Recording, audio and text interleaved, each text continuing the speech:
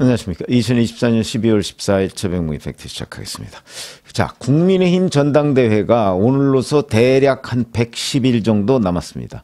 왜 그러냐면 내년 3월 5일이 될 가능성이 매우 높다. 제가 이렇게 한번 말씀을 드린 적이 있는데, 그러니까 110일 정도 남은 겁니다. 그러다 보니까 이제 당권 주자들 간의 경쟁이 매우 치열해지죠. 그러니까 이제 이런저런 얘기들이 막 여기서 튀어나오고 저기서 튀어나오고 그러는데, 이제 언론 매체들이 그걸 그대로 받았으면 그러면 이게 어떻게 되는 거야? 뭐 이런 부분이 굉장히 궁금해질 것 같은데, 오늘 기자들이 이렇게 씁니다. 윤석열 대통령의 멘토로 알려진 신평 변호사, 이렇게 보통 씁니다. 근데 그 사람이 오늘 그 김기현 의원의 공보 모임이죠. 새로운 미래혁신 24, 흔히 새미래라고 하는데, 여기에서 연설자로 나서서 이제 차기 당대표의 조건, 뭐 이런 것들을 쭉 얘기를 했는데, 왜냐하면 신평 변호사가 윤석열 대통령의 멘토, 이렇게 기자들이 자꾸 쓰니까 이 사람의 주장에 혹시 윤심이 반영됐느냐 하는 부분이 굉장히 주목됩니다. 그런 거에 대한 분석과 해설이 필요하다는 거죠. 자, 우선 신평 변호사가 얘기한 거 한번 제가 소개를 해드리겠습니다. 대선 주자로 나서실 분은 당대표 선거가 아니고 다음 당대표 선거가 맞지 않겠느냐. 다음 당대표 선거. 그러니까 내년이 2023년 3월이니까 2년간 하면 2025년 3월. 이때 당대표 선거에 나서서 2025년이면 5년, 그리고 2027년 2년 딱 마치고 나면 대선에 출마하는 이런 그림이 낫지 않느냐, 이렇게 주장을 한 겁니다. 그렇게 생각하시나요? 왜냐하면 대선은 2027년 3월입니다. 그러니까 내년에서 2년, 내년 기준으로 따지면 4년 뒤에 대선이 되는 겁니다. 4년 뒤. 그 다음에 신평 변호사는 또 이렇게 얘기합니다. 2025년에 당대표가 돼서 1년 남짓하고 대권주자로 나가시는 게 맞지 않을까 생각한다. 지금 윤석열 정부가 노력을 많이 하지만 여러 가지로 흔들리고 있다. 의회를 야당 측에서 지배하고 있으니까 여러 국정 운영하는 것이 힘겹게 나가고 있다. 이런 면에서 너무 강력한 대선주자급이 당대표가 되면 국정의 동력이 좀 분산되지 않을까, 그런 우려를 한다. 주호영 원내대표가 수도권과 MZ세대를 대표할 수 있어야 한다고 말씀하셨는데, 제가 보기에 주호영 원내대표는 정치적 판단을 잘 못하신다. 최근 선거 과정을 보면 진보와 보수가 한 30%씩 되고 중도층이 40% 정도 되는데, 이 40%는 선거가 다가올수록 양쪽으로 흡수가 된다. 그래서 차기 당대표는 중도층을 흡수할 수 있는 당대표가 되어야 하지 않을까. 이래야 총선에서 무난하게 승리한다. 뭐 이렇게 주장을 했습니다. 자, 제가 하나씩 따져보면, 우선 윤석열 대통령의 멘토다. 신평 변호사가 그렇게 얘기할 수 있나요? 윤석열 대통령의 멘토 여러 명입니다. 여러 명. 과거에 윤여준 전 환경부 장관이 안철수의 멘토다, 이렇게 언론에 보도되니까 그에 관해서 안철수 대표가 윤여준 전 장관이 멘토라면 한 300명쯤 된다, 이렇게 얘기해서 이제 윤여준 안철수 사이가 멀어지는 계기가 됐는데, 제가 취재해본 바로는 뭐 거의 그 정도입니다. 윤석열 대통령의 멘토가 어디 한두 명일까요? 엄청나게 많습니다. 그러니까 앞으로는 언론에서도 윤석열 대통령의 멘토 신평 변호사, 이 표현을 빼야 한다. 왜? 신평 변호사는 윤석열 대통령의 멘토라고 하기에도 민망할 정도로 만남과 소통이 안 되는 것으로 저는 알고 있습니다. 그러다 보니까 그 멘토라는 게 혹시 자기 주장일지는 모르겠으나 객관적인 상황은 아니다. 그러니까 윤석열 멘토 이래서 마치 신평 변호사의 주장이 윤심인 양 이렇게 호도되는 거, 이렇게 되면 기자가 상황 판단을 잘 못하게 된다, 이런 말씀을 드립니다. 그러니까 멘토가 아니다. 그러나 멘토가 아니라도 사실은 윤심을 자기 나름대로는 같은 진영 내에 있으니까 파악을 할 수는 있을 겁니다. 그럼 윤심이 정말 자기 대권주자는 당권주자가 돼서는 안 된다라고 생각하고 있을까요? 그거는 좀 애매합니다. 제가 취재한 바로는 그런 생각을 윤석열 대통령이 조금은 가지고 있는 것으로 저도 알고 있습니다. 대권주자가 당대표가 됐을 경우에 좀 부담스럽다. 왜냐하면 그 대권주자 중심으로 당 의원들이나 이런 사람들이 뭉칠 가능성이 있으니까, 그렇게 되면 하늘의 태양이 둘이 되는 집권당에 대통령이 지배하는, 사실상 지배하는 집권당이 돼야 되는데 대통령과 당대표가 지배하는, 공동 지배하는 집권당이 돼버리면 대통령으로서는 좀 부담스럽다. 그거는 윤석열 대통령이 아니고 어떤 대통령이라도 그런 생각을 가지고 있을 겁니다. 그 점에는 저도 동의를 합니다. 부담스럽죠. 그러면 부담스럽다고 해서 그런 사람이 당대표가 되면 안 된다고 윤 대통령이 교통정리에 나설까? 저는 그것도 아니라고 봅니다. 왜 아니라고 보느냐면 이런 거 생각해 보시죠. 차기 내년 후년 총선을 민주당에서 누가 지휘하게 될지 아직 명확하지 않습니다. 이재명 대표의 임기는 그 이후입니다. 내년 후년 8월까지니까 명목상으로 보면 이재명 대표가 당연히 총선을 지휘하게 되죠. 거기 뭐 확실한 대권 주자죠. 그런데 문제는 이재명 대표가 그때까지 감옥 안 가고 있을까? 민주당 사람들도 자신할 수가 없습니다. 감옥 안 가고 있을지. 설령 감옥을 안 가고 총선을 지휘하게 되더라도 재판 불려다녀가면서 아마 전국에 있는 선거 지원 나서야 될 거요. 재판 불려다녀가면서 재판을 해야 될 거 아닙니까? 성남FC, 그다음에 대정동, 이런 거 다 재판을 해야 될 거 아닙니까? 재판 불려다녀가면서 선거 지휘하게 될 판인데, 자, 그 상황에서 과연 그 민주당 공천자들이 이런 이 재판에 불려다니는 당대표를 놓고서는 우리 선거 못 치른다, 이런 얘기 나오지 않을까요?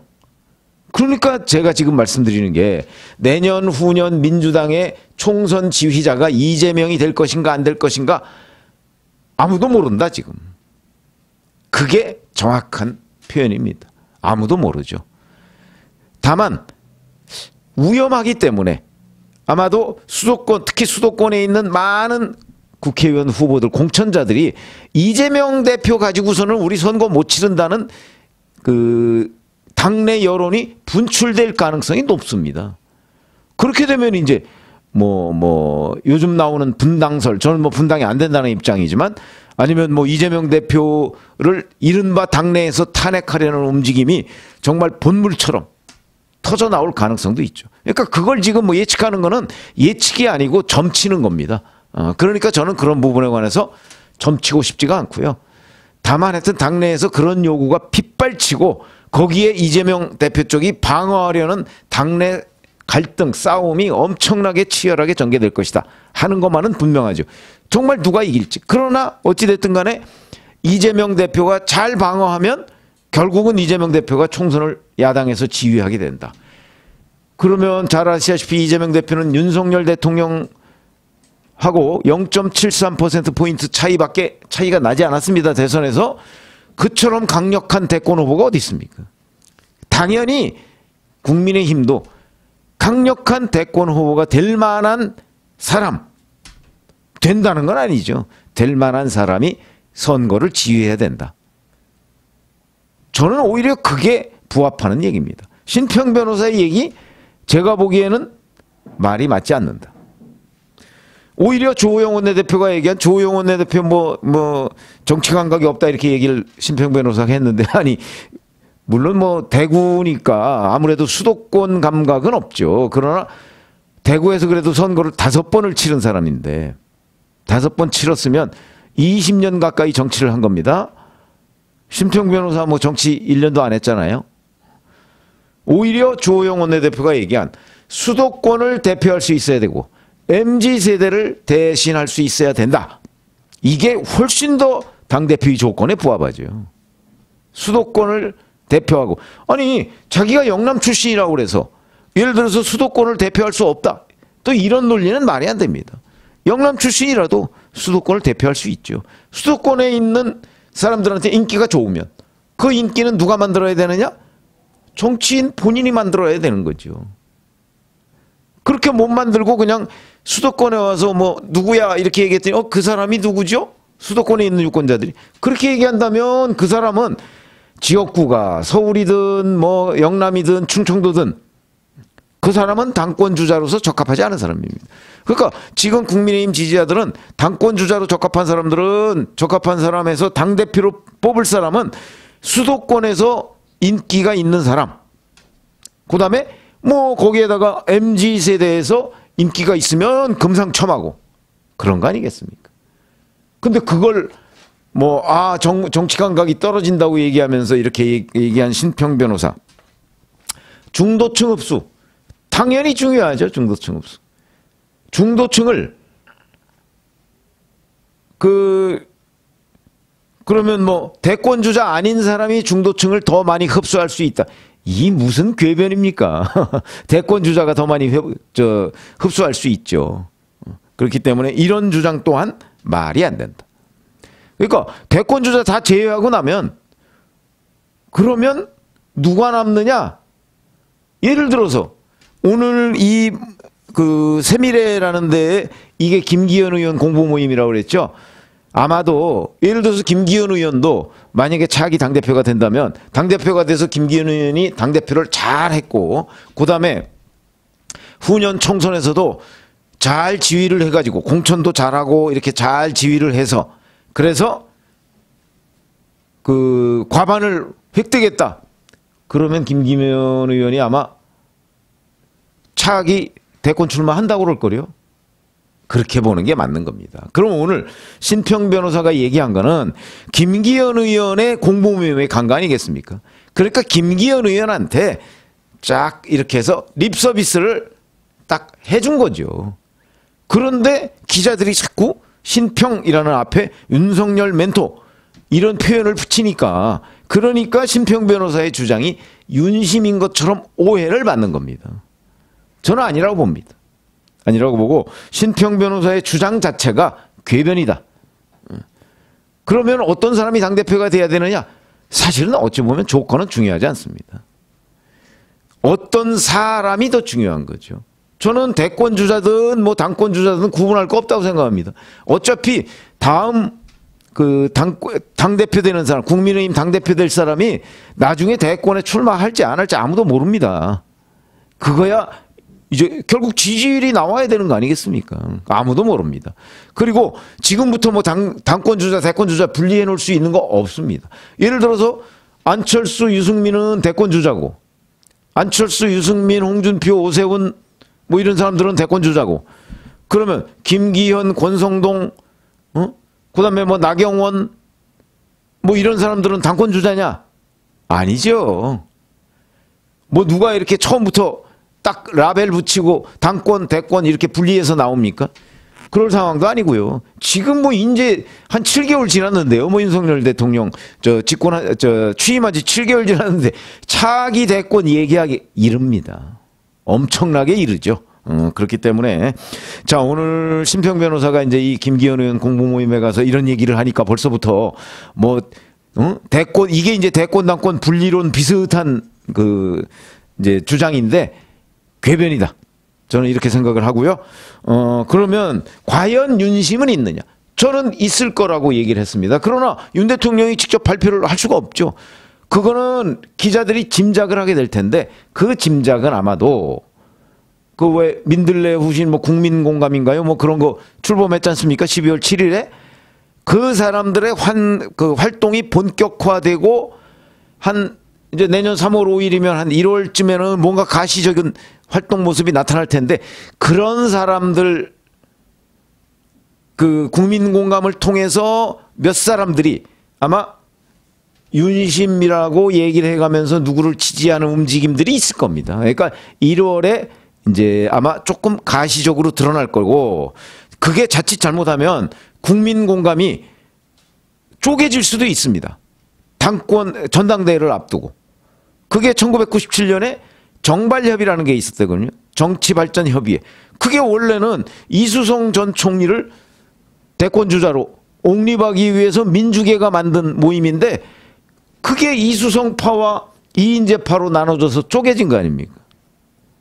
그렇듯이 이 국민 공감도 만약에 윤심이 적극적으로 개입하지 않고 약간 중립적, 관망적으로 개입한다면 그 안에서 윤심을 놓고 의견이 분분해서 갈등이 생길 가능성이 있다. 근데 어찌됐든 그런 움직임은 내년 1월 초나 이번 연말쯤에 나오게 될 것이다. 윤심은 있을 것이다. 저는 그렇게 보지만 여하튼 그 윤심이 결정적으로 지금 현재 누구다라고 얘기할 수, 뭐 이렇게 신평 변호사가 얘기했듯이 자, 당권 주자는 안 된다. 아니, 대권 주자로 뛸 사람 안 된다. 이런 건 아니다. 저는 그렇게 봅니다. 그래서 요거는 윤심이 어디에 조금 더 가까이 가 있을까 하는 건 조금 시간이 필요하지 않을까. 뭐 오늘 서울신문에 보니까 권성동 의원도 자기 과거 원내대표 대표단 뭐 연말 모임 이런 데에서 자기 당권 출마한다고 했다고 하더군요. 그러다 보면 권성동 이제 윤핵관 중에서 권성동 출마하는 거고, 장제원 의원은 뭐 김기현 의원하고 손잡는다 뭐 이런 얘기 나오는데 요즘에는 좀 뜸합니다.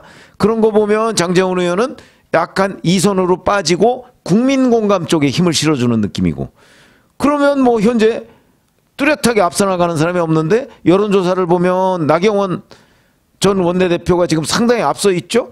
근데 나경원 전 원내대표가 과연 당권의 욕심을 부리고 있을까?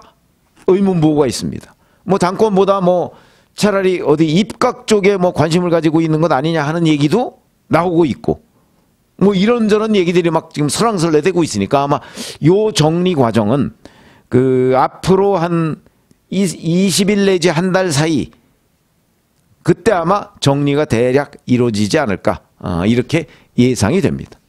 고맙습니다.